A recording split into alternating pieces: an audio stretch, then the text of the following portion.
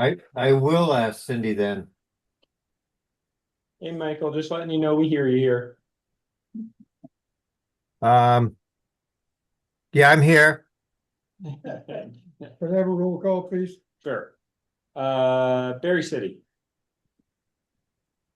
Berry Town, currently vacant. Here we go. Berry City wasn't planning on being here. Oh, that's right. Berlin. Alice Farrell's our primary. Cabot, Here, Brittany Butler. Dallas. Duxbury, Here, David went. East Montpelier. Here, Alex Robb. Sorry, skipped one. Facein, Andrew McNeil here. Marshfield, Amy Monahan here. and Middlesex, Ron Krause here. and Montpelier. Mike was unable to make it tonight. Moortown, Here, Deb Sargent.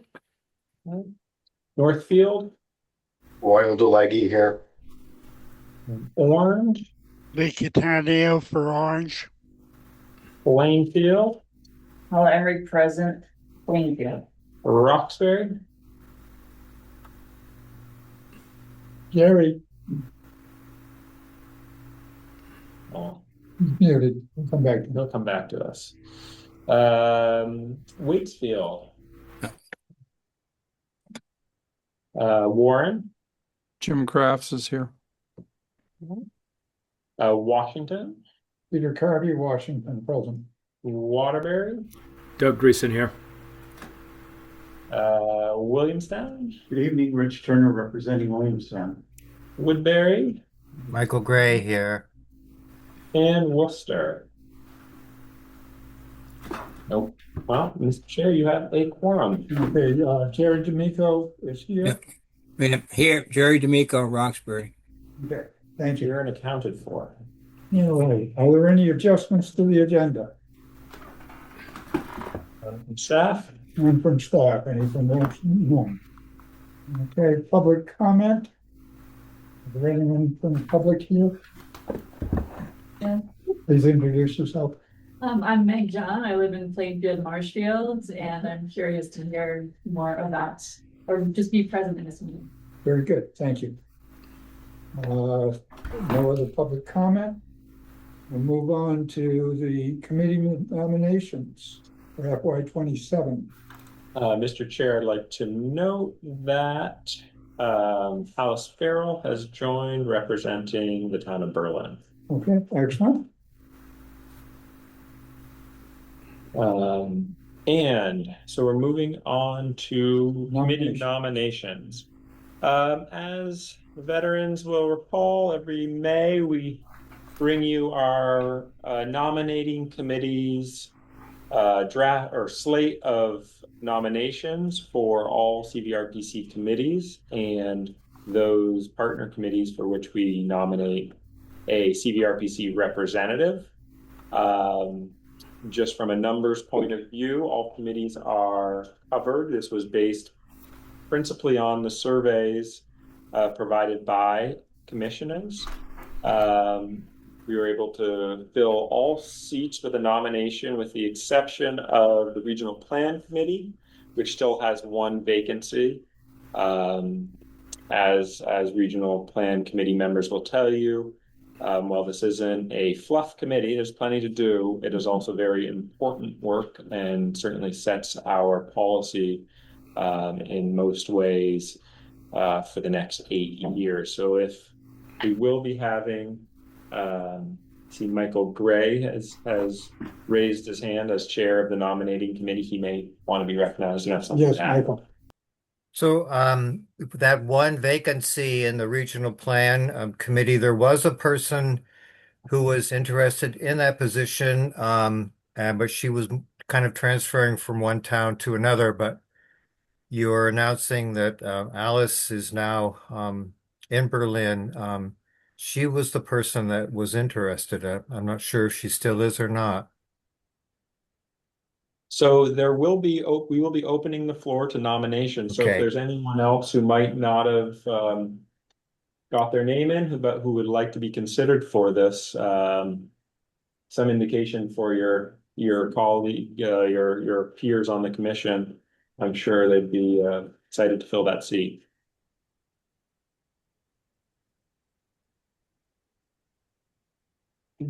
Want to do the nomination thing for? Yeah, so well, I think what we'll do is it's for all committees because this will then, so just to wrap out the process. Following tonight, we will distribute this slate to commissioners via mail, where you will fill out your ballots and vote for committee members. This is done via paper. And it will be then sent back to the regional planning committee to be calculated by by Barbara and usually I think our treasurer has helped in certifying the counts. So if there are any nominations from the floor for any of the committees, please let me know now.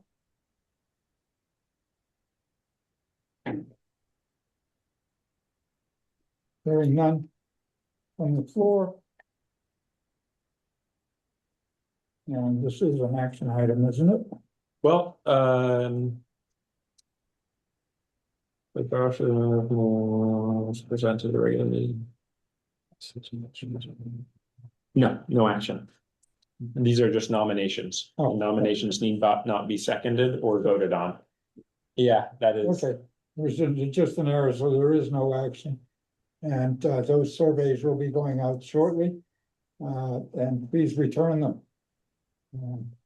And especially if anyone else wants to volunteer, put their name in. Yes, as a write-in candidate. Write-in is welcome. You can win, probably can, some seats you could probably carry with a vote of one. That's right.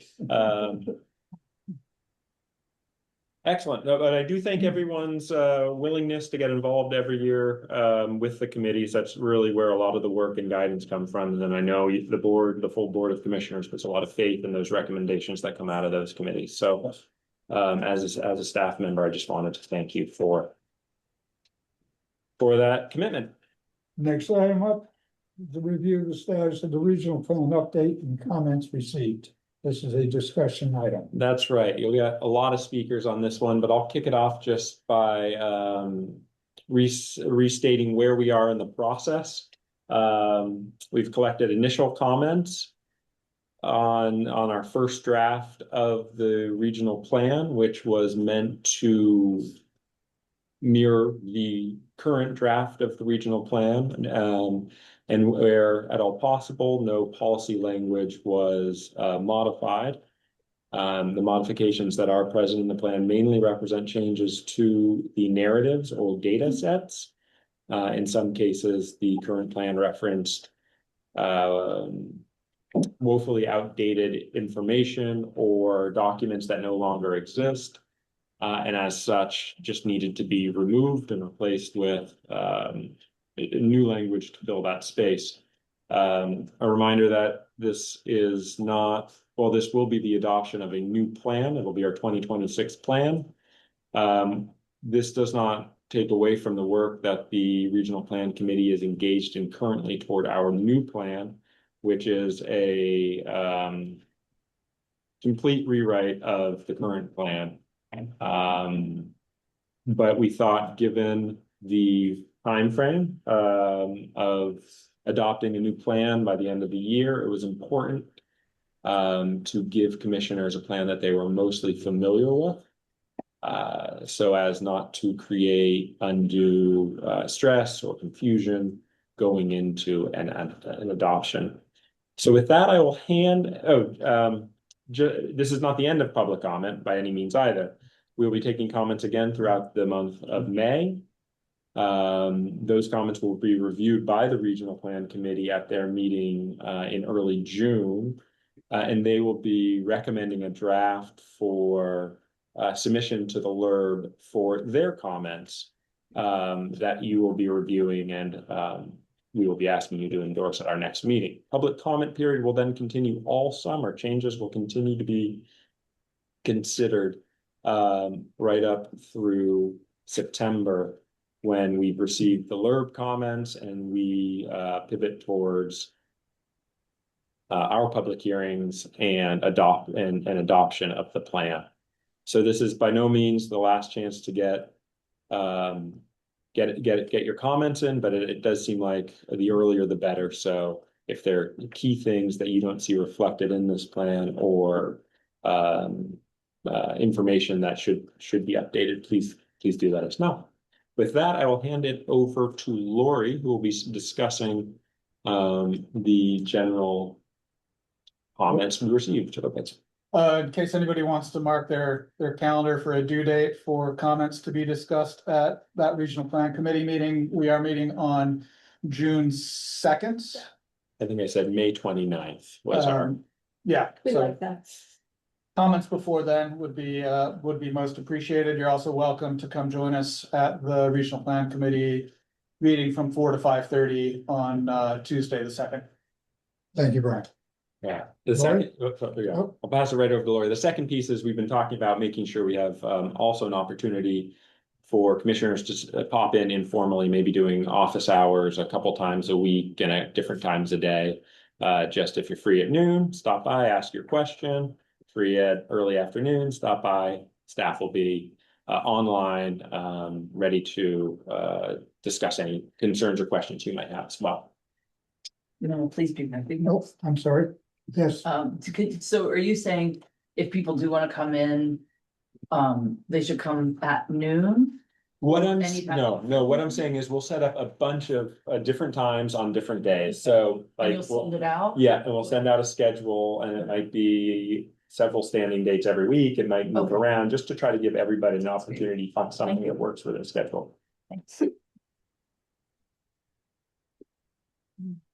sorry, I'm always looking up here to see when hands are raised. I often forget to look around the room. Lori? So if it's possible for me to share my screen, then those of you who'd like to have a visual, then I can pop up a little PowerPoint with kind of a synopsis, but I don't know if that's possible to do. Give it a second. A long second. There we go. Okay, so you all received a copy of, looks like Jerry has his hand up. Yes, Jerry? No, go ahead, start your thing, and then I do have a couple things I'd like to comment on. So it started off with all the comments that folks had emailed in or that came up in the regional plan committee meetings. And then they kind of broke down into these 5 different categories. The style, the voice, the tone, what order the parts and pieces were going in, what the process is going to look like, which Kristen just reviewed, and then some concerns about is something missing or should it be revised? And then lastly, there were some requests for more directive language. So in general, because as Kristen went through, it's a new plan restarting the 8-year clock. So the process that Kristen just outlined is going to be the same no matter how many changes were made. That was one question. And so I'm not going to reread this because you've all just gotten it. But in terms of the tone of it, those of you who are more English class oriented might have noticed it definitely has different voices.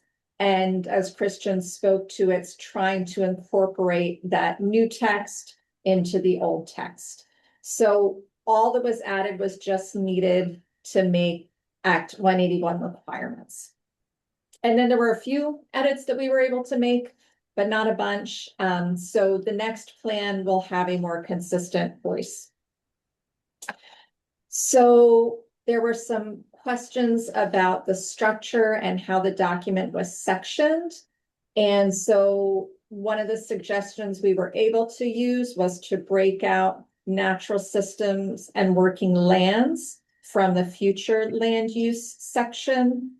There are some other topics like flood resilience, which are threads going through many different sections. And so pulling them out would make it harder to follow the main document. And in terms of the way that it works for the LERB, they're going through a checklist, which is 29 pages long at this point, where you're pointing them to which page and what goals. So that won't make it too hard for them. So there are some new elements that are not thoroughly explored in depth in this version that will be explored more in depth in the full rewrite when it happens. But for now, what's been added is, again, just to meet those statutory requirements. And those topics are environmental justice, flood resilience, and then a little bit more about housing. And then the last thing was there were some requests about changing should for shall in some of the policy statements. And so those were, the request of staff was, if there are edits that are desired to create more mandatory language, then flag those for us and we can put together information for the rest of the board to be able to review and decide your agreement with. So that's the scoop. And there was a document in the packet with this document, basically. I think that it's sharing now. Give it a second.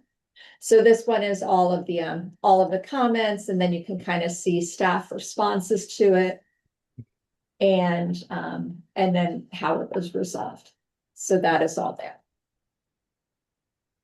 Very good. Thank you, Lorraine. Jerry D'Amico. Yeah, thank you. No, I haven't had the time to complete reading the whole thing. I have started, and I had two basic questions. One was the repeal of portions of Act 181. Will that be reflected? Have any impact on the plan? Yes, it will. We will change language to remove reference to tier 3, tier 2, or the road rule. How if and when that becomes law. Okay, just at this Okay, point, that was Oh, go ahead. Jerry, that's something which another commissioner had asked. At this point, the only references to tier 3 or the road rule are just in the quote of statute at the end. So in the content, it's not in the content and narrative. So luckily there won't be changes to make there. Okay, I've emailed Keith and Ruben on the transportation plan. The air service, we don't mention at all. We mentioned 2 airports with little or no information about either one of them. And primarily, the airspace belongs to the federal government and is regulated by the FAA. But there are restrictions that they recommend in their approaches to the runways and to the airspace around the airport. And I think that should be mentioned and shown in a diagram on the aviation side. I don't think there is one for Warren since it's private, but the Knapp Airport has a master plan. It does have the aeronautical surfaces, on a graphic. Thank you, And Jerry. this becomes important in an Act 250 hearing, and any time there is any impact potentially on the airport or the airspace.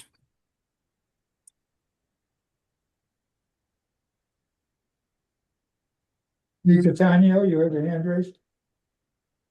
Yes, it was April 20th when Christian sent that around for us to look at. Has there been any changes since then?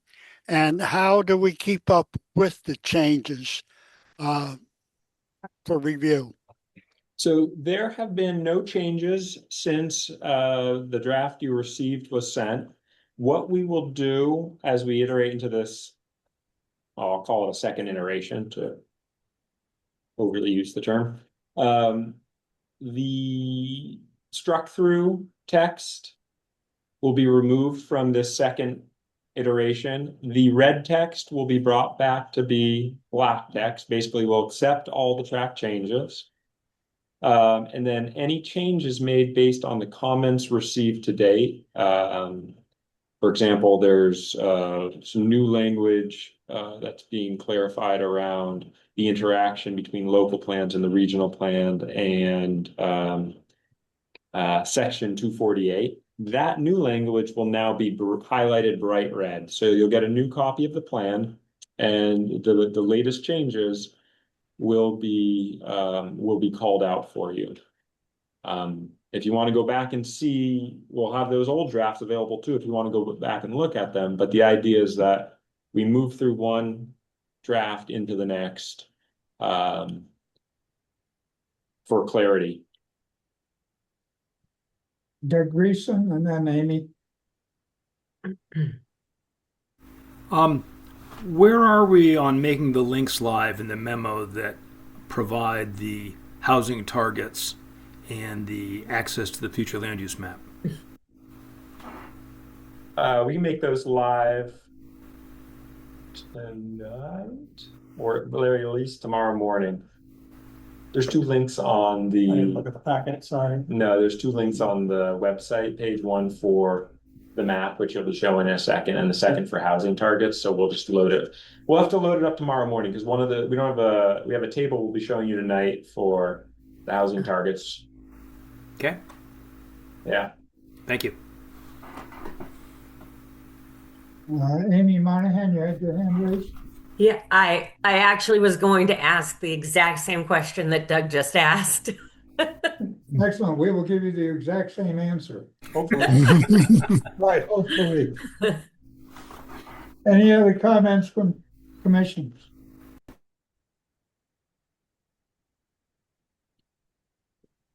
All right. So Jerry, if you can drop that into an email for me. I understood part of the aviation speak from a long time ago, but in terms of the airspace and surfaces, if you can drop that into an email, I will put that into the comments and we'll follow up. I took notes also. Great, It came thanks. up in for a solar project that was proximate to an airspace. And I think Keith and Ruben, it sounds like, might have some written documentation that they should share with you.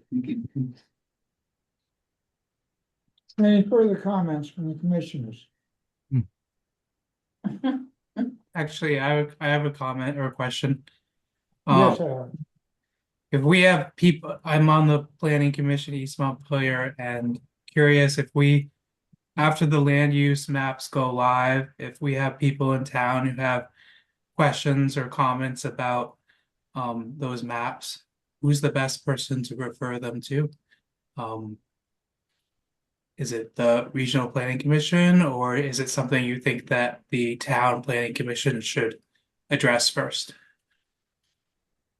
Well, certainly if the town planning commission wants to submit comments, that would be great and show a certain level of weight to those comments and vetting. But those comments can be submitted. My comments could go to Brian directly, but I was going to say they can also be Brian or Lori, I would say. Either of them. I think I've been putting Lori in most of the memos. Also, you'll be able to comment directly on the map itself, which might be the easiest way for your constituents, Alex, to jump in and make a comment if it's location specific. Okay, great. That's a good feature. The other thing to note, and I'll show the map here in just a second, but the other thing to note is that we're also happy to come back out to a planning commission or select board meeting. Ideally, if there are a critical mass of folks in town interested, it could be a single meeting. So we don't have to go to a planning commission meeting and a select board meeting for East Montpelier, for example. But we're happy to arrange a time that works for you all to come out and have a little bit of a more of a one-on-one session to talk about specifics related to the municipality of interest. Okay, thank you. Further comment?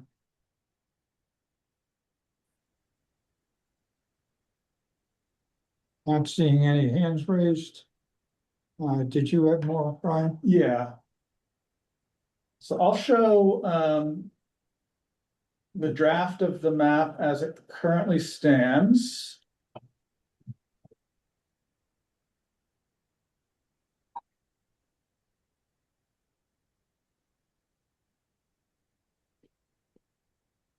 So we will put this link up on the website wherever it is that Doug noticed an empty link, a link container. When you click on that link, you'll come to this this splash screen here that provides some real basic information about what it is that you're looking at. Click on that explore button and you'll see that you'll see the map here. Sorry, I'm fighting with Zoom.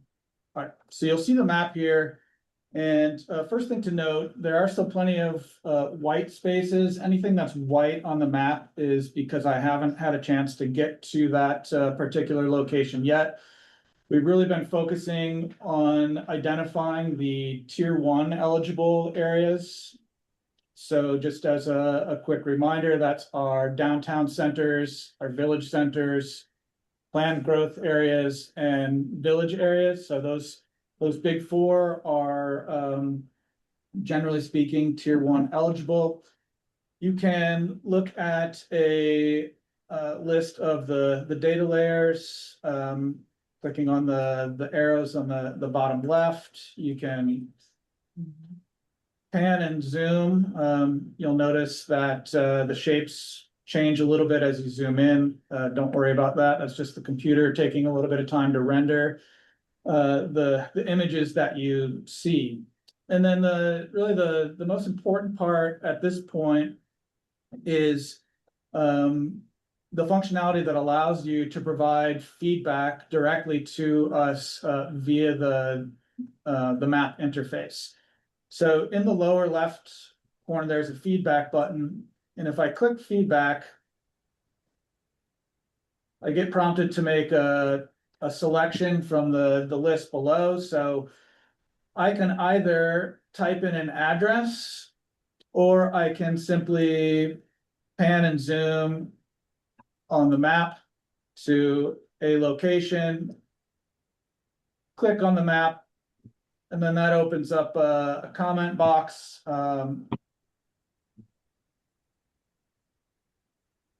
And you can type your land use love letters in here to staff and then click submit.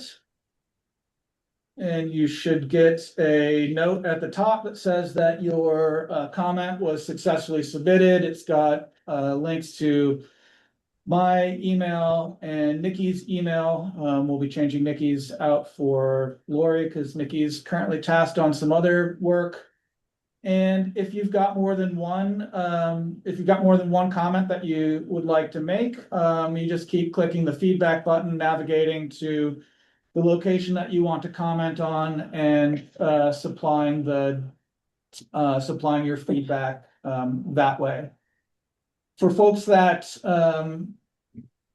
maybe aren't as interested in working with an interactive map, as Christian mentioned, we'll have some office hours. You're also welcome to just reach out to me directly and we can find a time to look at the map. Once all the white space has been filled in, I'd also be happy to print out large format copies that you can hang in your municipal office or bring to a select board meeting or planning commission meeting, etc.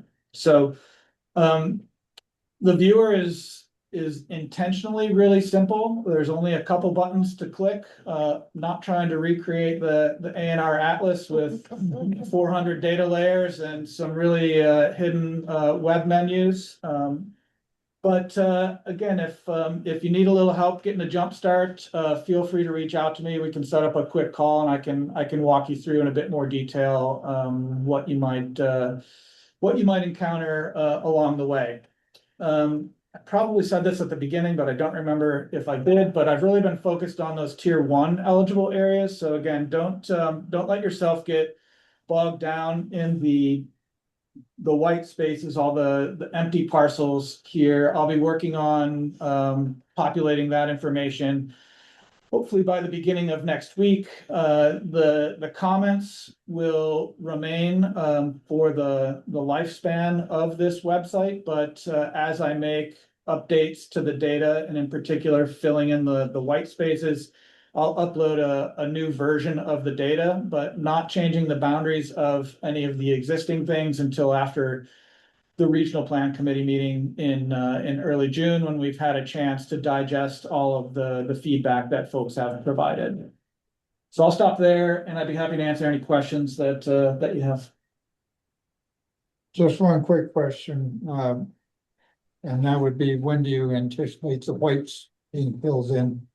Hopefully early next week. Okay, great. So the tier 1 eligible areas are quite tedious. Really working through on a parcel by parcel basis. The areas that are not tier 1 eligible, for the most part, are one of the 3 rural classes: rural general, rural ag and forestry, and rural conservation. And there's just not quite as much material to make decisions about which way we should classify a particular location. So that I expect to go a lot faster. And mostly what you see for the white spaces in here are large parcels that, are parcels that will either fall into the rural ag and forestry or the rural general classification. Doug Greason, you have your hand raised. How will we let town planning commissions and select boards know that this map is ready for people to look at and provide comment through this portal? I mean, we're certainly gonna do some outreach to those bodies, Doug, but I can't claim that our emails are always read. So as a commissioner, it would also be really helpful to us if you can get the word out to your select board and planning commission, conservation commission, if you have it, for folks that are using Front Porch Forum, putting out a message on Front Porch Forum. We'd be happy to draft stock language that you could just post on your town's Front Porch Forum to hopefully drive a little bit more traffic in our direction. Sure, but the overview that you just gave is really helpful. I'm not going to give as good a description of this process to the planning commission as you just gave to us. Are you doing an email to those groups or something which sort of says what you said just now? I mean, yes. And I can tell the people to look for that email. No, we'll hit it in a couple different, in addition to what Brian laid out of sort of really trying to draw in the broader public. We will definitely hit our email list. We have a planning commission email list. We have a select board email list. We have our town planners, town administrators email list. Then we also have our weekly or bi-weekly newsletter, which will give updates as well. Perfect. So we'll probably do a press release once we have all the white filled in as well, to really cast a wide net. Sounds good. Thank you. If you think it would be helpful, I could certainly put together a 60 or 90-second video that talks through all the very limited functionality that I'm presenting in this app, but making sure that people don't have to search too hard for what it is they're looking for, and opening up that feedback portal for them to submit information that they want. So we could certainly put something like that together and include that on the same page with the link to the map for folks. That sounds like a great idea. Thank you. Yeah, that does. That sounds like an excellent idea. Okay. Any further comments? Yes.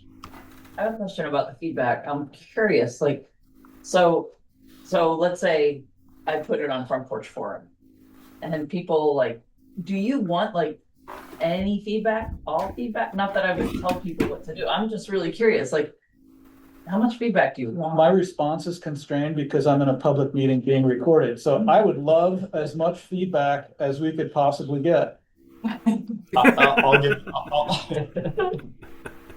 I'll give the more. Doug, you're not.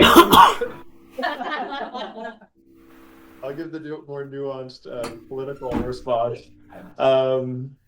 So part of the Act 181 is what is it? I forget the term, but is substantial or meaningful public outreach. So we really do want to document that this was meaningfully undertaken. And because the process started with local plans and fed into this regional map, we don't expect these maps to be diametrically in opposition of your local map. So we wouldn't expect crazy outrage at our map, but we might learn stuff like, hey, my little 5 acres parcel is actually conserved. It's my woodlot. Right. That should probably be rural conservation instead of rural general. Oh, gotcha. So there's some stuff like that we'll be able to pick up through that process. I mean, I guess I'm wondering if you would prefer to have, like, let's say, a planning commission put it, hold a meeting where they invite people to come and make comments on the map, or are you just like everybody ever just put it out? I think we would like to maybe join a planning commission meeting where we talk about it and we kind of lead that part of the meeting. I wouldn't want to say, hey, town, have a roundtable on our document, because it's taken us. That's what I'm thinking. 18 months to wrap our heads around a lot of this stuff. Yeah. I would hate for, in the vacuum of a room, to be, for a planning commission to feel like it needed to make policy decisions. Where you have to do another couple of months worth of reading and right. No, we've come out and we could help guide that safari. Gotcha. Ryan? The other thing I'll say, Paula, in all seriousness, I do expect some outrage. It would be great to produce an outrage-free map, but I don't think that's possible in our current environment. But I also don't know that we're going to be able to reach 100% consensus. You could get 2 comments that say the exact opposite things, neither of which reflect what's in the municipal plan or the municipal future land use map. And so I do feel like we're going to have a bit of iterating to do. I foresee needing to reach back out to either municipal staff or planning commission, select board folks when there are judgment calls to be made. But I also expect that some people are just going to be opposed to the word conservation, and they're going to say this parcel shouldn't be conserved. Well, I don't want to be the bearer of good, bad news, but the Vermont Land Trust owns a 100% stake in the easement for that property. That property is conserved. And there's not really a whole lot of flexibility in the methodology for us to turn that parcel into something else. So, yeah, I mean, I've been through a public process before. You take the good and the bad, and hopefully the good outweighs the bad, or at least the thoughtful. Yeah. And we have some real important dialogue around this. One thing I'll note is that for the other regions that have completed a full draft of their future land use maps, the tier 1 eligible areas are about 2.5% to 3%. Is that right? Or is it 2 to 3.5%? It falls between 2 and 3, and some get up to Chittenden County, I think it's close to 8%. Yeah. So 2 to 3% of the total area of the region is tier 1 eligible. I was relatively aggressive in my designation of tier 1 eligible areas, again, based on content from the municipalities. And the pixels are still drying on this number, but we're at about 1.7%. So we're actually on the lower end. So one ask I would have, certainly of our commissioners, and as they work with their select boards and planning commissions, is to look for areas that aren't currently designated as being tier 1 eligible, and identify where those might be on the map, so that we can run through those and hopefully bump that number of or that amount of tier 1 eligible area in the region up, so that it's at least between 2 and 3%, I think. Yeah, I'd just say that, there's no reason we need to be at 2.1% or anything else. No. There's no rule. But the LURB is going to look at our map and say, how are you going to fit your housing targets into this percentage, these many acres? And as we're going to show you in a second, some of the housing targets, based on what was assigned to the region, it's a lot of housing targets to fit in 1.7% of our land area. So do we need to push it higher? But if we don't, we kind of have to be able to explain how we're going to work within the area we have. Lee Catania, you have a hand up? Yes, does this map reflect the current use that's granted on these properties for taxes? Yes, Lee, it does. So the lighter green color, I'll just zoom in on one of the big parcels here. This is this color that I just clicked on here, that symbolizes the rural ag and forestry. And for the most part, but not exclusively, those parcels are enrolled in the use value and appraisal current use program for either ag, forestry, or conservation purposes. So any parcel where there's more than 60% of the parcel enrolled in the current use program, I put into the rural ag and forestry. In addition, there are plenty of parcels that are not enrolled, and our task there is to look for 20-acre blocks of land or larger that are not currently developed. So looking for places where there's not a building footprint in the middle of a 20-acre slice of forest. And the thinking there is that, you know, if you get into that 20-acre range, that a parcel could still reasonably be managed for forestry activity. And we would slide that into that rural ag and forestry piece as well. Ideally, we're following the parcel boundaries with the zone designations, but that's not always possible, and it's really not always practical either, particularly in a case where maybe you've got a 50-acre parcel and the front 10 acres has your house and your guest house and your pond and whatever else you have, but the back 40 or 50 acres is all forested. So in cases like that, I'm actually splitting the parcel up based on both land cover data that's available for the state, as well as aerial photography that helps guide where those dividing lines should fall. Thank you. Any further comment? Yes, Rich. A question, Brian, did they change the number of acres for use value appraisal? I thought it was 25 acres plus 2 for health site, so total of 27. Right, you're absolutely correct. So it is that if there is a house site on a property, it is still that 2-acre exclusion, so you need 27 acres. So by me assigning a parcel, let's just say that this parcel here is let's say that it's 22 acres. If 20 acres of it is forested, I would assign that in the rural ag and forestry land use class, but that doesn't have any bearing on whether or not they're enrolled or not enrolled in the current use. They're sort of independent of one another. Okay. I use the current use data as the first pass on these large parcels to identify those that easily fit into that rural ag and forestry class. And what I have done, the reason why there is white space, is that I need to then look in to certainly the bigger parcels. The smaller parcels will almost certainly just go into rural general, but the bigger parcels, if they can still be managed in a way that preserves Vermont's working landscape, then the methodology calls for us to classify those as rural ag and forestry. That doesn't mean someone can't still build a house there. They could still, put a driveway all the way up into the middle of the parcel and put their house there if they so chose.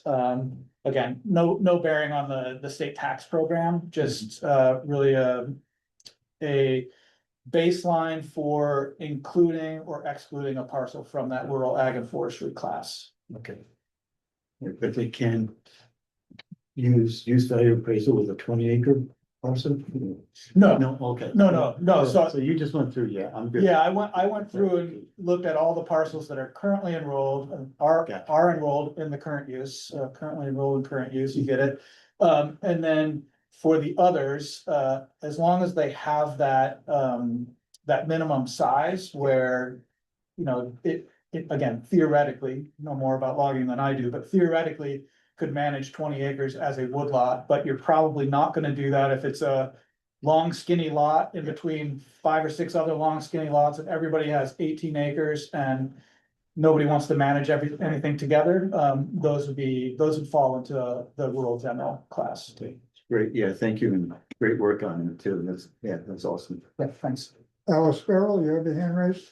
Yes, if I were to recommend to the local planning commission and the local select board a place to start looking at all of this, what would you recommend that I should tell them where to begin their information seeking? Clarifying question, like if you're asking how should they prioritize their time with this map? Well, not only with the map, but with the whole process. I'm finding that lots of the people that I'm currently working with are very unfamiliar with this. So what would be the best place for me to say to them where to start looking at all this? Should it be the 2016 plan? Should it be the draft of the new plan? I would Should it start just with be the the map? Sorry, Alice.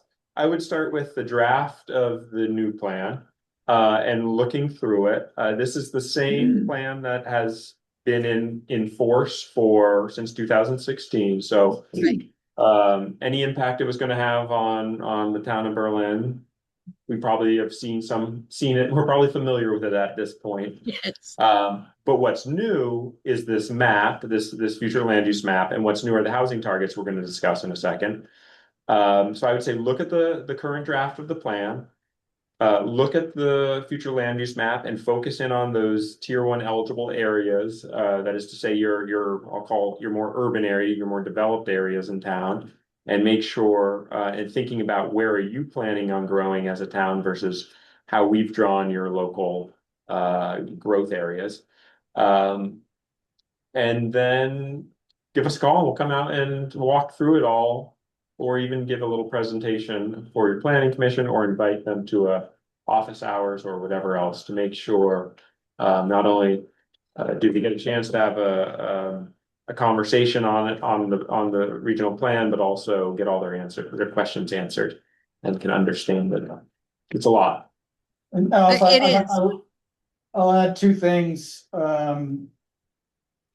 One is it would be really helpful for people to look at the legislation. As boring as that might sound, that is where the land use classes are defined. Yeah. So if you want to be outraged, you should at least know what you're being outraged by instead of just going straight to outrage. And then the other thing, and we can include a link to the legislation on the website easily. And then the other piece is the Vermont Association of Planning and Development Agencies was tasked by the legislature to develop a methodology to actually create these maps so that all the regional planning commissions are essentially following the same playbook in the development of the maps. And we can make that document available as well. And that's helpful, particularly for people that know or have worked with other data in Vermont, because it points to the data sets that we use to inform the designation of the individual land use classes. Okay. We shall march on. Thank you, Alice. Further comment? We have a little bit more. We want to just introduce the housing targets. The housing targets are, I don't know what a better word than target is. They're not goals. I'd call them sort of meters by which to measure progress, perhaps. That's a little clumsy. There is no enforcement mechanism that the Regional Planning Commission has to force any town to build up to these targets. I think where they're going to come into play is in our municipal plan review process, and it's not to say, well, how has any of our towns how close are they to achieving our target? Because that's the point here, is to achieve the target. It's not the way I think we'll approach it. I think the way they're meant to be approached is how is a municipality thinking about new housing? Is it doing a housing assessment to understand their needs? It's not going to be all hinged off one number. But I think that's a critical piece, and I think we have some better language that I'd certainly want to share with everybody again, as they maybe are in these conversations with peers on their local planning commission or select board members, just assuage the feeling that these targets are going to be used as a cudgel to force new large developments in our municipalities. So with that disclaimer, we are required to put a substantial majority of this target that needs to be assigned to those tier 1 eligible areas. So staff has just taken a fairly simplistic take. We've put 60% in our tier 1 areas, and the other 40% of the target has been distributed on all other land use areas. We hope to refine this a little bit. Thinking about those conservation areas, if there's an easement, there's not going to be new development there. We shouldn't be assigning housing to large conserved parcels. So we will be tweaking it around the edges. The other areas, enterprise areas, which should be focused on new business development and not residential, at least as they're defined in statute. So we'd like to, again, tweak how these numbers are calculated a little bit as we go forward, but it'll be on the margins. So just keep in mind, it's about 60% were assigned to the tier 1 eligible land use areas, and the other 40% were assigned to all other uses. Who am I handing it off to? I will share my. Who wants it? Hot potato. That's the potato. I only received math outrage, not housing target outrage. In some ways, these are the more. So I made a pretty slide. I want you all to see it. As Brian said, these are the 4 colors that you were looking at in the map. And based on 60% going to those 4 colors, here's how it breaks out. And I'm going to zoom it as much as I can.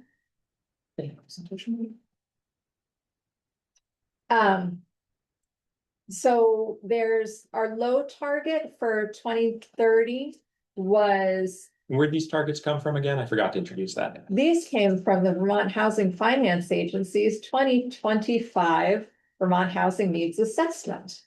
And they broke it out into regions. If you're at all a data nerd, it's really interesting to see what they did. They talked about current state of housing, age of how big it is, what kinds it is, all around the state. So when Brian assigned those tier 1 eligible areas, then those proportions were used to divide up into towns as follows. So I'll give everybody a second to find your town. And laugh and laugh. And laugh and laugh. But wait, there's more. So this is 2030, and if you really want to giggle, does anyone need any longer with this? And this will be up on the website in the next 12 hours or so.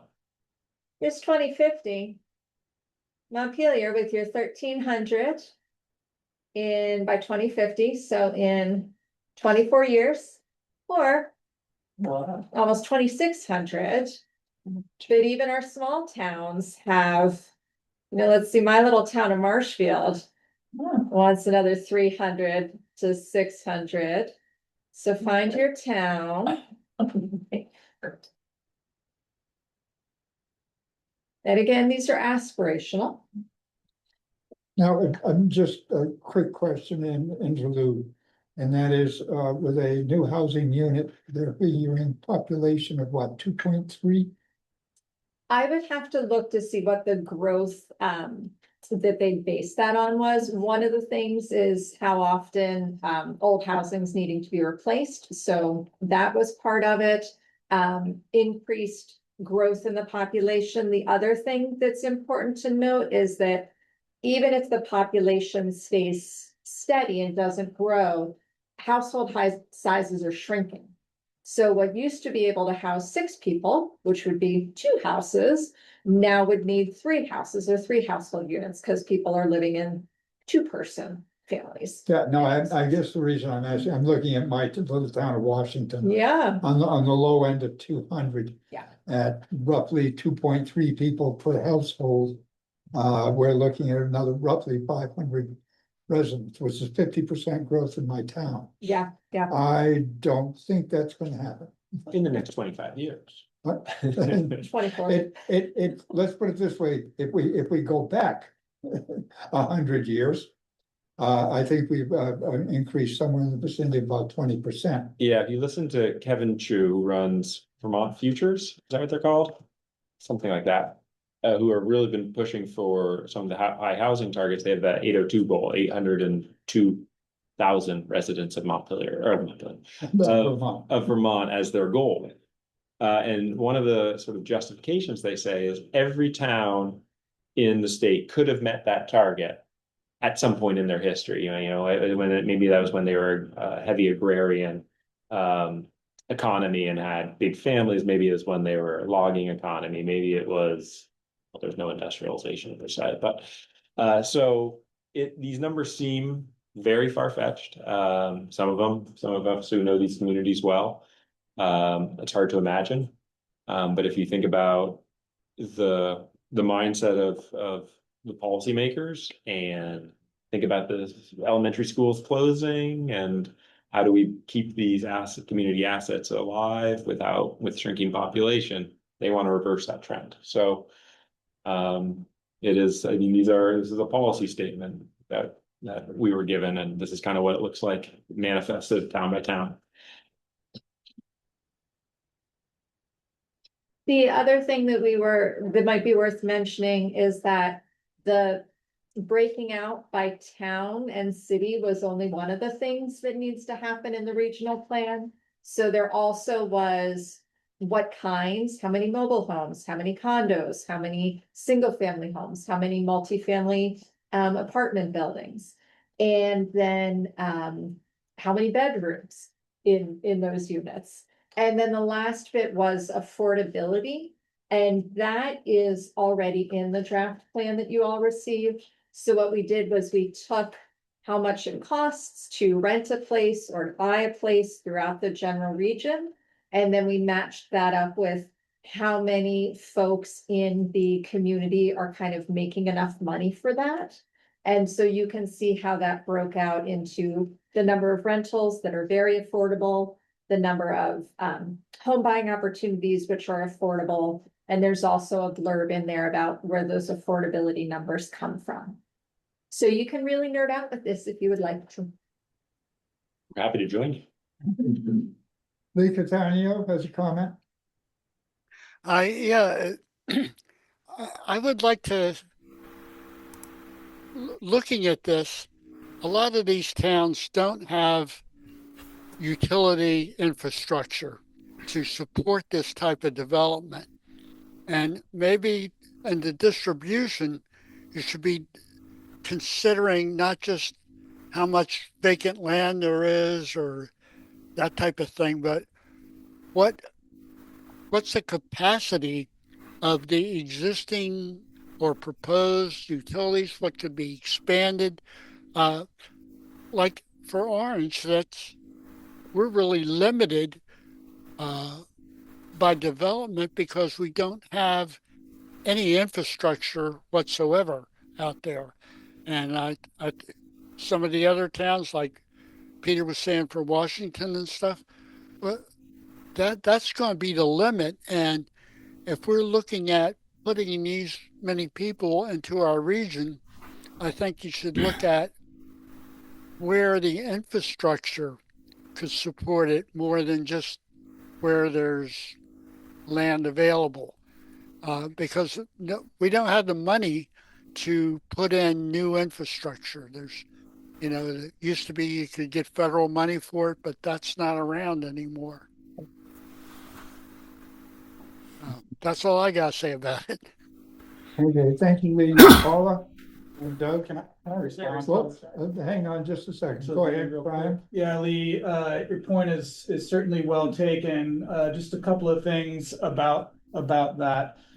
The legislation, for better or worse, and the methodology really specifically say you don't need to consider capacity.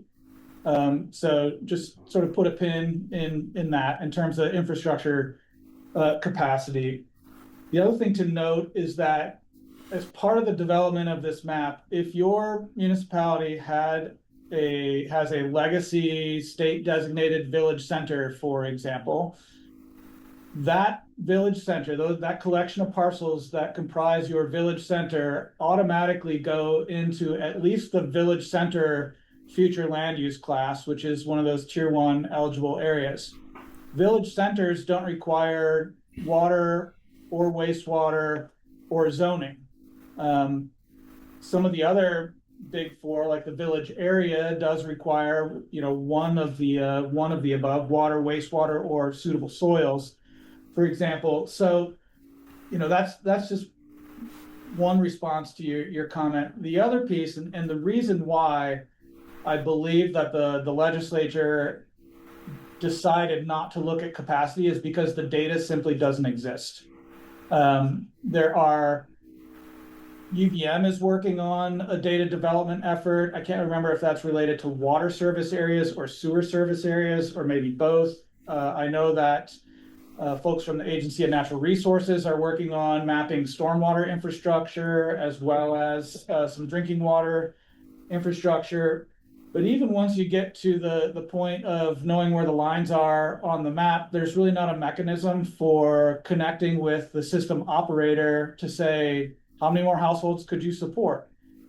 So anyway, lots of limitations in the data. That doesn't make your point any less right on the mark, but I think it kind of goes back to what Christian said about, these are aspirational numbers in an aspirational document. And while it would be nice to hone them in a little bit, it's a bit of a fool's errand. And at the end of the day, no one's going to come out to Orange and knock on your door, Lee, and express their disappointment that you haven't ensured that 71 new houses were built in the next 4 years. Yeah, that's not my concern. It's just that, I'm talking about being a little more realistic with it. Besides what the legislature has to say, that if they say that you don't consider infrastructure, I think that the legislation is wrong. Okay. You should always be looking at what's the best use of your infrastructure, and I think that's what we should do here. For example, if Barry City has the capacity to take more than 260 people because of their infrastructure, put it in there. Don't try to put it out into, out into Washington or Orange or Roxbury or places that don't have the infrastructure. That's all I'm saying. It just doesn't. To me, it isn't realistic. I'm sorry. Thank you, Lee. Paula. Sam, Go ahead. Go ahead, Sam. I'm just really going to quickly ask it, is that 60-40 percentage split? That would shift. That would make a similar shift. So we could add variables. The 60-40 was simplistic. we could put 20 in downtown areas, 10 in village centers, 10 in village areas, and another 30 in planned growth areas, right? Like we could break it down to try to be more granular. Absolutely. So I think Lee's point is taken. And I just put that backdrop of Brian's point that the data really is sketchy on how universally we could apply something like that across the region. Yes, Paula? So I just wanted to, I realized I can look at it here. But you know, in talking about the housing targets, you kind of mentioned it, I just need clarification. So is it specifically new, like in addition to what exists? It's not like, oh, this building used to have 4 apartments in it, or 4 families in it, now it only has 1, let's count it as 4. So which way is that? Do you want me to? Certainly. So in one direction it would work. So your apartment building has 4 and you're adding 1 more, it's 5. We would count +1. Okay. So it's anything new, any new ADU, any new breaking up house spaces inside of a building so that now there are 2 separate units.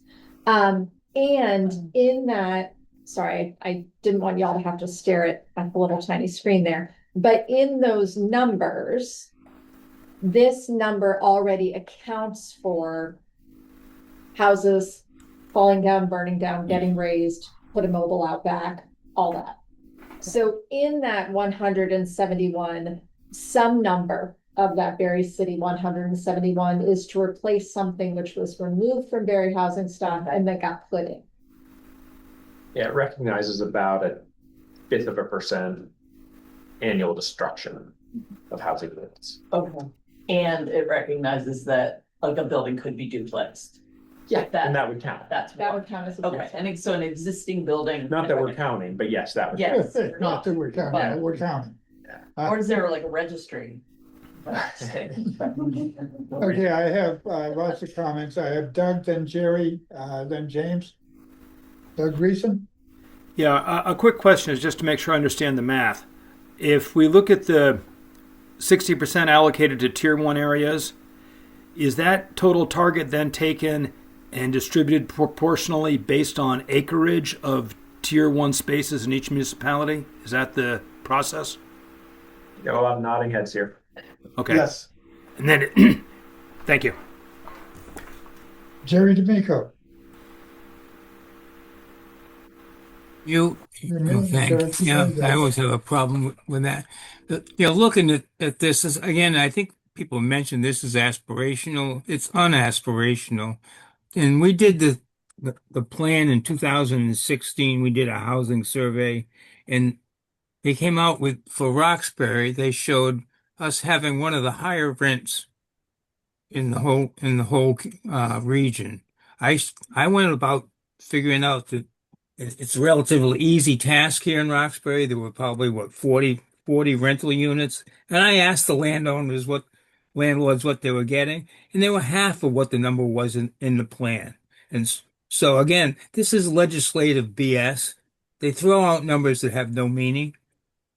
And the fact to build 86 units in the next 4 years in Roxbury, we've never built 22 units in any single year, ever mind 4 years in a row to meet this target.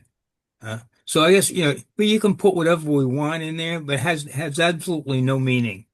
I mean, it's because no planning commission is going to say, geez, how are we going to recruit more carpenters to build more houses?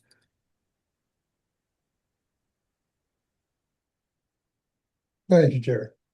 David Nguyen?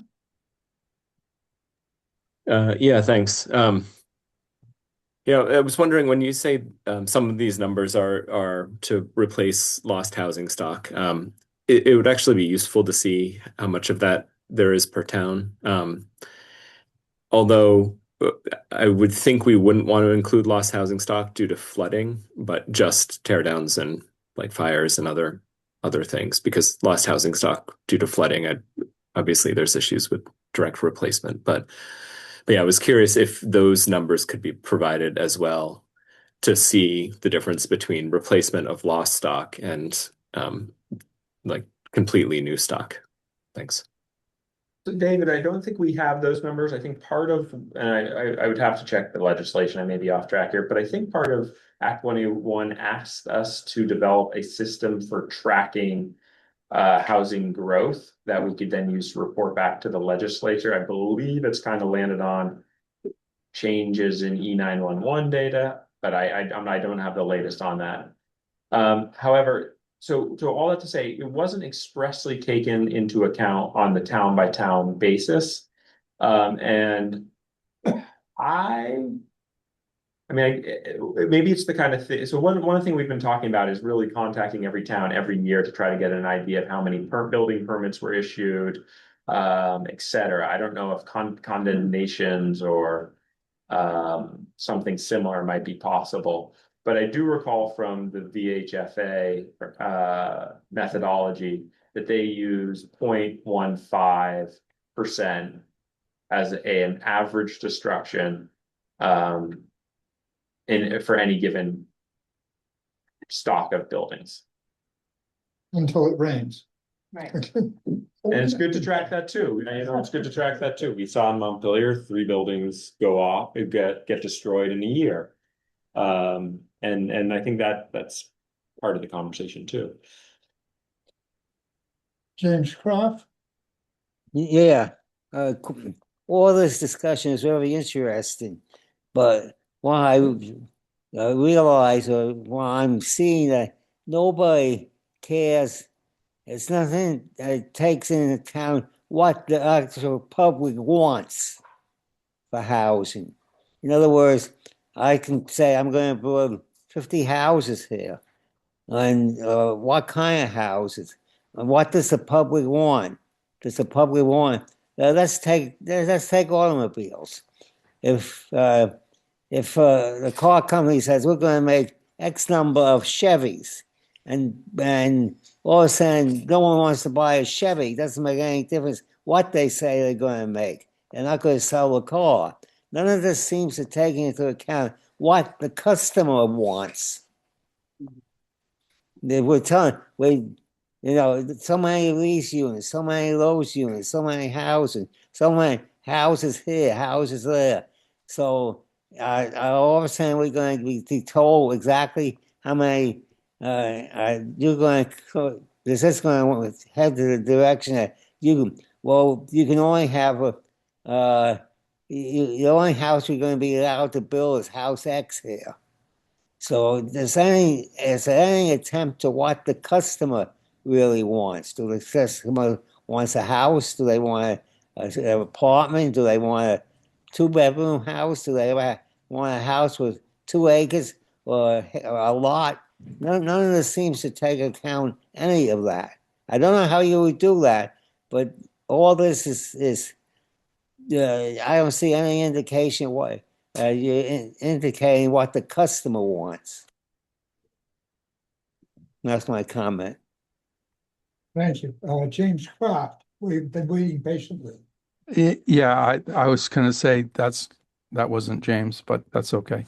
I'm really disappointed in this data, or this edict of this is how many, it's not realistic. It's disappointing that we're taking up the time of this whole commission discussing numbers that are, impossible. I can't believe we're even talking about it. That we've decided that we're going to publish these numbers to what? To what end? This is super disappointing that we're talking about something that's so unrealistic. Thank you, James. Loyal Delegate? Yeah, I guess I'd throw my 2 cents into this. This, as I understand it, this is an aspirational target plan. with very little data to support the assumptions.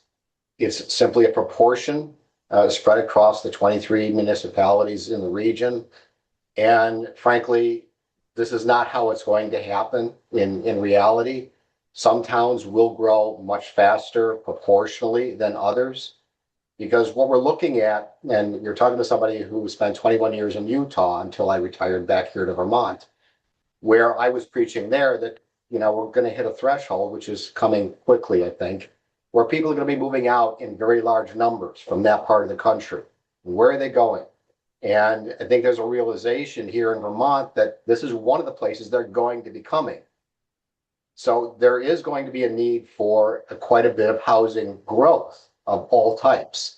But to be able to predict any kind of realistic numbers or when that's going to happen or how it's going to be distributed across the municipalities is just a shot in the dark at this point. And that's all this is to me. It's a shot in the dark. Thank you, Roy. Alice Farrell? In creating all of this data, is there a concomitant economic development or economic study to show what the relationship is? Because to afford housing, people have to have jobs. And is there something along those lines that can back this up, that we would need 182 houses in Berlin with the current job opportunities that we have? Or will there be job growth? Will there be industries or further mercantiles moving in? I'm just concerned that this is all being done in isolation. No, there is no direct linking of an economic study. This is Peter. Overall, from the comments I've been hearing from the board and the explanations I've been hearing from staff, what we have is a breakdown of lack of data. And there's no question in that, we don't have the data to back up any numbers that are coming out of the legislature, as you mentioned, Brian. So it's going to be one of those, let's wait and see what happens. Yes, Brian. Yeah, I'll just say two things about this. One, the study that these numbers came out of were essentially a statistical model. And if you don't know already, all models are wrong. Some models are more wrong than others. It doesn't help when the model, the overarching model itself is really attempting to drive a pro-growth agenda, which is why I think we end up with the numbers being as large as they are. Now, that said, the numbers you're looking at in this table are really a simple 60-40 split, 60% going into those tier 1 eligible areas, 40% going into everything else. As Christian mentioned, we can add other variables into our own equation to maybe make it less offensive and aspire to be aspirational. But developing a consensus around who decides on which towns get the most development seems like a long conversation and loud conversation. And a loud potentially conversation. And I understand people's frustrations with putting numbers that are completely unrealistic in a document and essentially hanging our hat on that. Somebody else asked, why are we doing this? This table is not going to solve a housing crisis, but this table is going to check a box when the Land Use Review Board reviews our plan.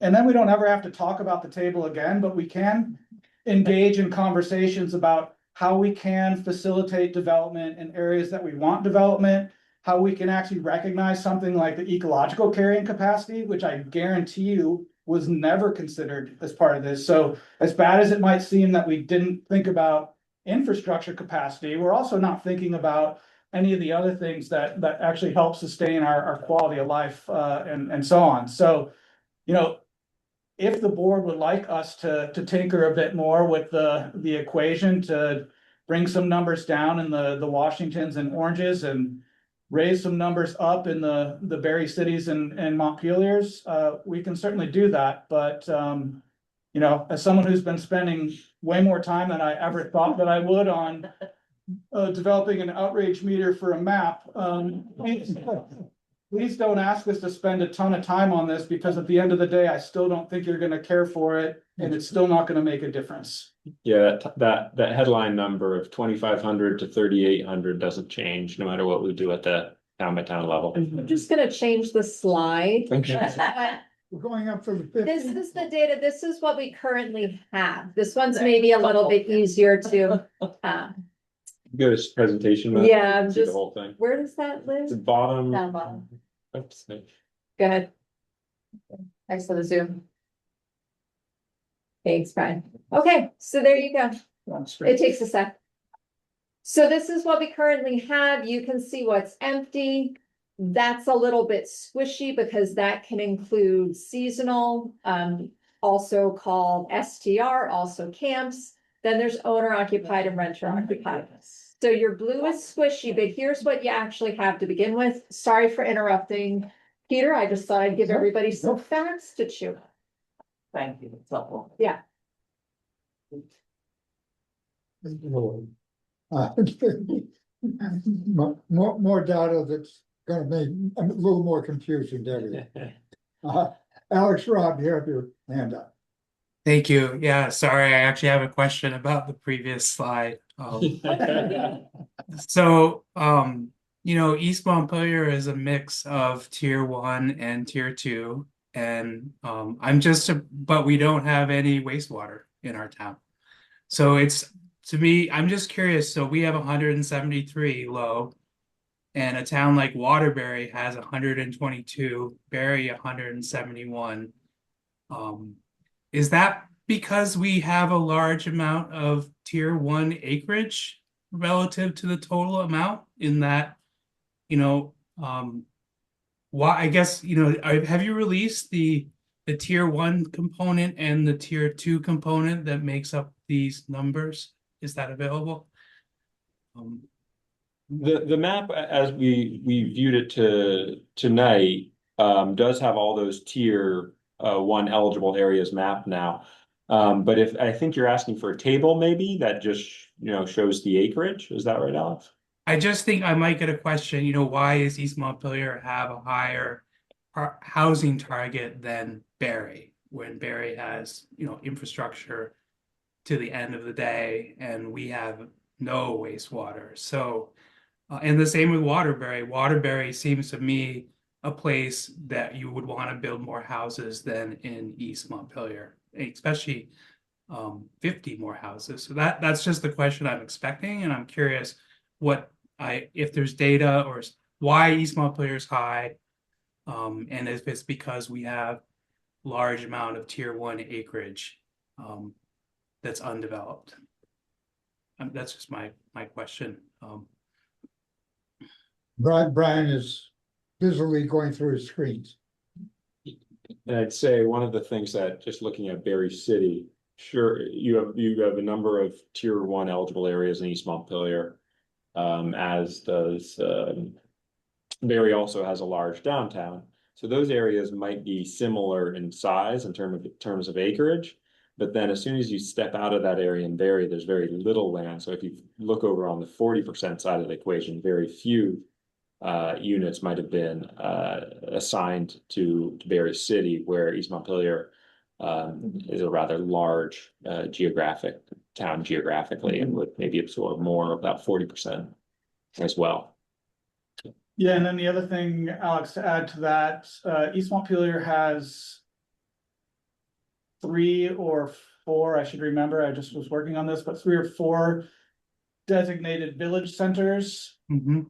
Remember that those automatically are then grandfathered in or assigned to that village center land use class, one of the tier 1 eligible areas under the new land use classification.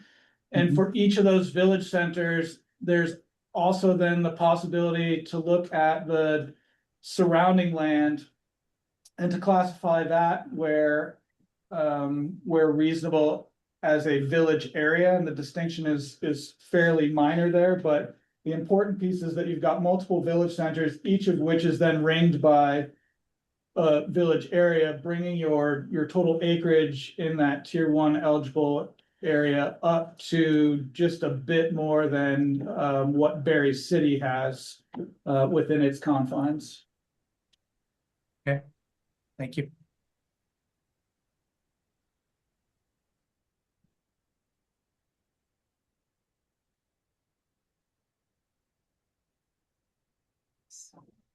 Any further comments?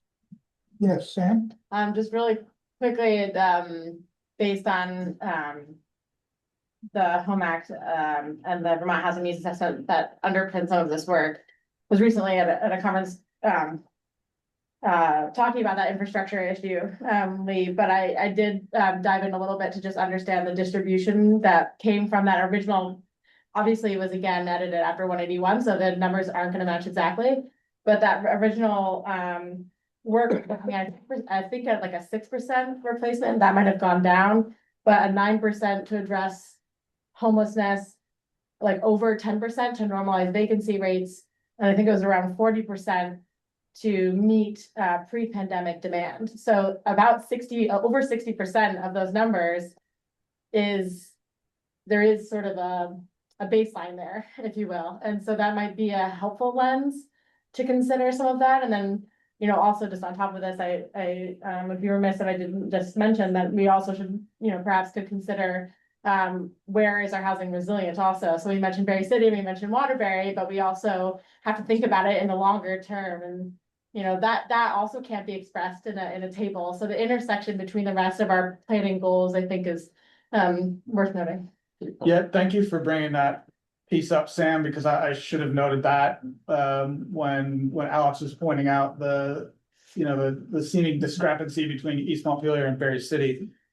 Berry City, as folks know, is a fairly densely or thickly settled area, but if you start to look at the proportion of the town that is covered by a river corridor or potentially more importantly a special flood hazard area, that cuts across a lot of the existing downtown area. So if we contrast that with Montpelier's got a river sort of along one edge of town. Berry City's river goes through the middle of town, and there's also a couple of other branches of the river that run through there with their own river corridors and special flood hazard areas as well. And so, you know, the most responsible thing as we're crafting this map and we're looking out over a time horizon of decades is to think about where do we want to be in a decade or two. And I'm hoping that your answer is not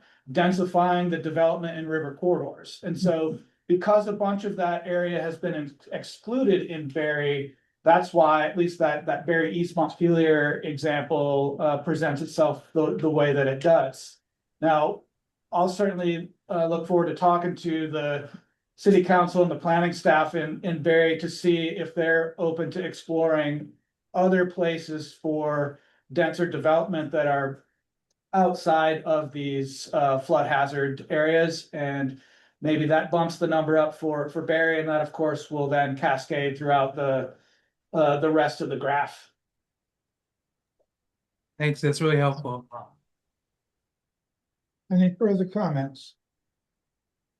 Two comments in chat. I'll just pull them up quickly. Assuming we need 250 housing per residence, this is Jerry D'Amico, ignores the fact that approximately 20% of new housing is non-full-time use. The already paucity of workers, builders, the numbers are not possible. And from Jim Crafts, I think vacant housing needs better context in this chart. Agreed. We usually present that with a little more context, but wanted to share the point. Excellent. There are no further comments. my thanks to staff for all the work they put in on this. And we can move on to the next item on the agenda, code of conduct and public participation policy. Possible action. Possible action. I'll give a quick introduction just to ground folks on how we got to where we are, and then I don't know if Jerry wants to speak to any of this work as chair of this ad hoc working group. But this is an item that this Board of Commissioners tasked a working group with developing in November of 2025. The committee has met a number of times, building off existing templates that were available through League of Cities and Towns, other regional planning commissions, and even some regional organizations that are active in other states. It was, I think, a very thoughtfully led process, and I hope folks had a chance to kind of look through it and the ground it covers. Jerry, I don't know if you want to give it a little more context on the work you all did. Yeah, thanks, Christian. I got notified at 6:45 that Christian was going to ask me to speak for a few minutes. And unaccustomed as I am to public speaking, anyway, we've met maybe a half a dozen times. The committee met a half a dozen times, and because recently we've seen outbursts in our meetings, from the public and even from some of our own commissioners, butting in, speaking out. And we felt there was a need to just have some rules of conduct, primarily to let the chairman is supposed to run the meeting. We'll allow public comment, but public comment should not interfere with the running of our meetings. The meeting is the purpose is the transaction of the business of the Regional Planning Commission. But anyway, with that, I hope everyone's had a chance to read the proposed rules, and we're open for questions. Comments from the commissioners?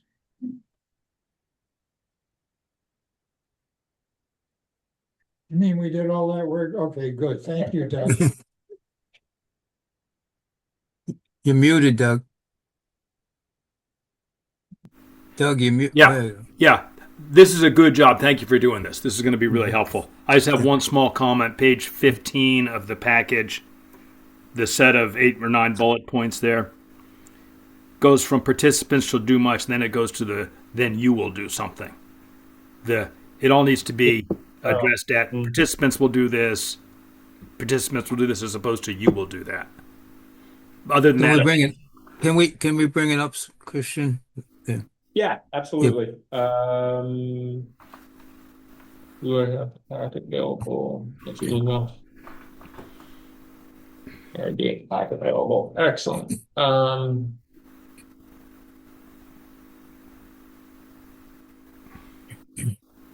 Okay, here we go. And you said page 15 of the package. Second. Now.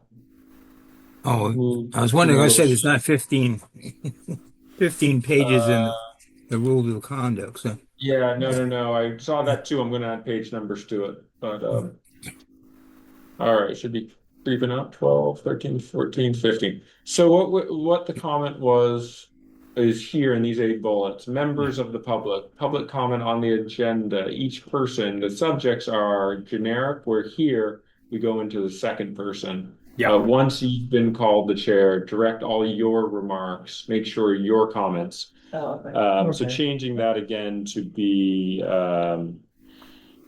same style all the way through. I thought I'd gotten that. I missed. That's my fault. Other than that, I think it's really good. Yeah. No, thanks, Doug. That's a good comment. Yeah. Are there further comments? And hopefully everybody will live by these. The chair is supposed to run the meetings, or is charged with running the meetings. Mm-hmm. I can't see if there are other hands raised. That's my fault. Alice. Get that. Yeah, you have Alice. Okay, Alice Farrell. Yes, just a very simple bullets. from reading documents and writing documents, bullets should be numbers. So that when people are referring to something, instead of saying, well, it's the fourth bullet down from the top, give it a number. All right. Well, is that a stylistically agreed on point? And some head nods and no objections.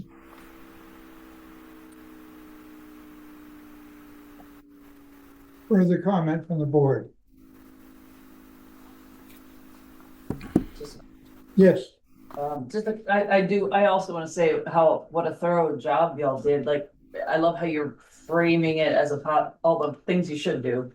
And also that, the one thing that jumps out at me is that like the public has 3 minutes to speak. Like there's public comment, but it's somehow like, it's not really a public, it's not an exchange. It's like you are allowed to speak, and that doesn't mean that you're going to get a response. That is true. And also, I'm not sure if that can be said. At the whim of the chair, that number can be extended. Rather saying if it was somebody commenting, we'll say on the land use map or whatever, that might not fit in 3 minutes. Secondarily, at the participants from the public and from the commission are also encouraged. If they don't feel that they got everything they wanted in, then to submit written comments, and that will be entered in the record. Further comments?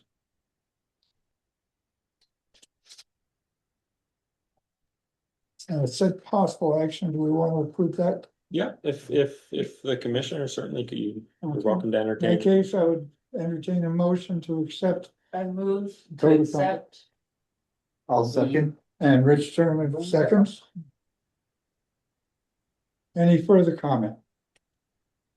If not, I'll call the question. All those in favor will indicate by saying aye. Aye. Aye. Are those opposed? Hearing no opposition, abstentions? Hearing none, motion passes unanimously. Thank you all. The code. Okay. Up meeting minutes from 3:10:26 and 4:14:26. Yeah, last meeting, Jerry just knocked the train right off the rails and noticed that Peter was credited for making a motion. So we did go back and do a full forensic review, and Peter did not make that motion. He only called for the motion. So that is why we are reaccepting the 3:10 minutes and adding the 4:14 minutes. Need a motion to accept the minutes from 3:10 and 4:14. I'll make the motion. He makes the motion. Doug Greason. Just a quick comment on the 414 meetings on page 3 of the meeting notes.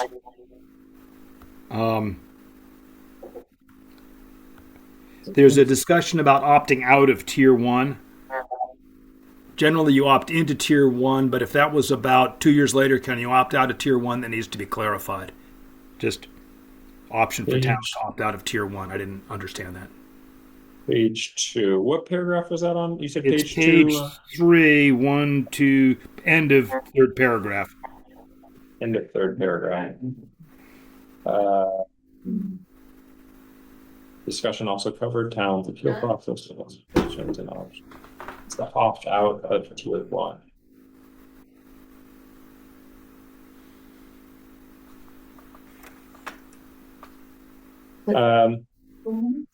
These are the April minutes. Yep, page 424 of the packet.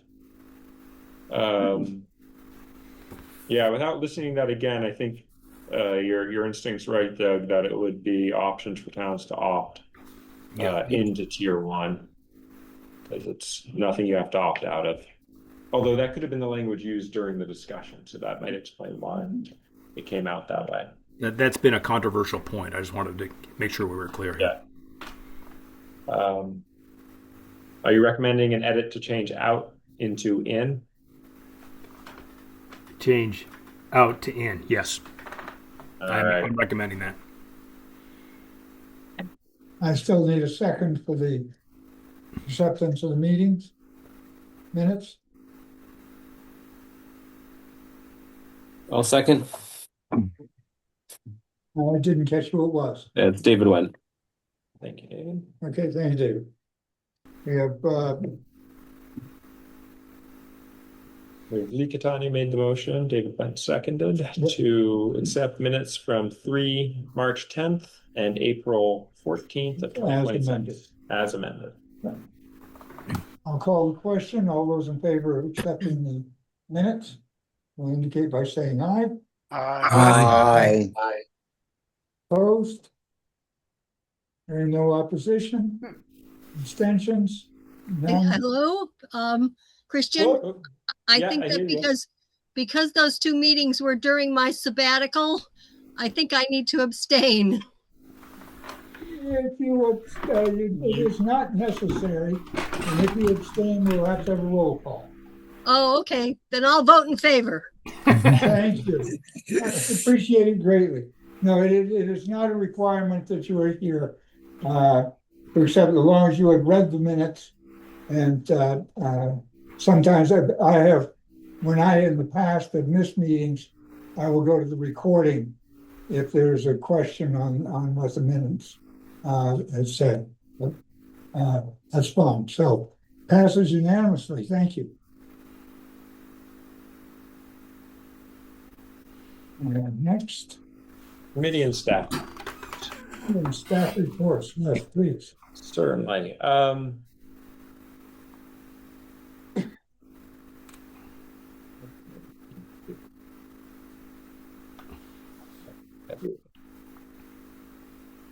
Peter, I'll make a motion to accept the minutes. I mean, to accept the committee reports. Okay, I need a second. Second. Okay, Doug Grissom has his hand raised. Who seconded it? Sorry, I didn't catch that. Who did second it? Doug. Doug, okay.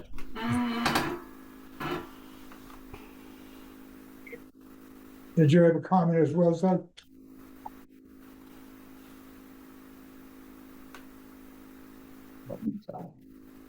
It's not. His hand is down. Hearing no further comments. All those in favor of accepting the committee and staff reports will indicate by saying aye. Aye. Aye. Opposed? Hearing no opposition, abstentions, hearing none, passes unanimously. Thank you. Commissioner Roundtable, the last item on the agenda. Okay, Commissioner Roundtable. Alice Burrow has her hand up. Yes, I apologize for my delayed entry. New internet provider. Still getting used to getting used to it.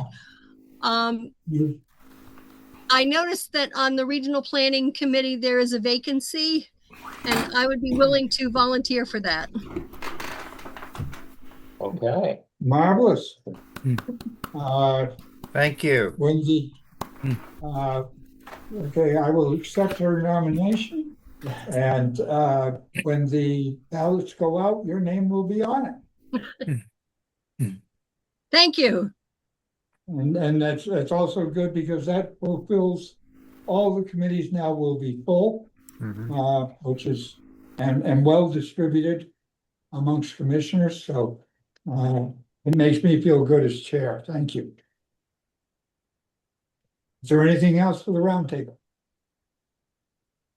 The only other thing I have at all is that our next meeting is the annual meeting. It will be in person. And I'm assuming here. Nope, we'll find some cool building in Montpelier or Barrie, probably. We're going to check out the old Vermont College campus because I've heard good things about their meeting areas. Otherwise, we have some great spots in Barrie we've used in the past, or the Nature Center here out towards Worcester in Montpelier as well. Okay. Just a heads up that it will be an in-person meeting. Yep. It is our annual meeting. There will be food. There'll be food. It's a Food. There'll be a lot of food. There always is a lot of food. Last year was amazing. Okay, so I guess at this point, I'll accept the motion to adjourn. Lee, Motion to adjourn. thank you, Lee. Seconded? Second, Didn't catch who? Jim Crafts. Jim Cross. In that case, this meeting is now closed by acclamation. Thank you all. Thank you all. Thank you. Good night, yeah. Night. Good night. Good night.